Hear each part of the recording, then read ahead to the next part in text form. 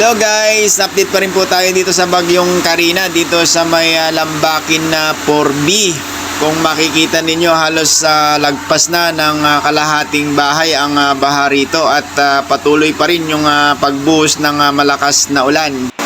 Kanina marami pa tayong mga taong nakikita dito sa may mga iskinita, no, at lumilikas. Pero ngayon wala na dahil sa sobrang malakas na yung agos na dulot nitong baha, no. Hindi mo na pwede itong lusungin dahil halagpas tao na.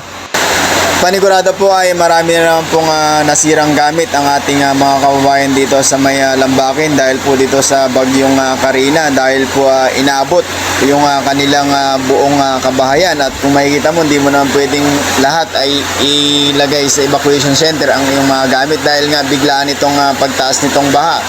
Although po kami ay nagulat din kanina dahil sa mabilis na pag-akyat nitong tubig baha.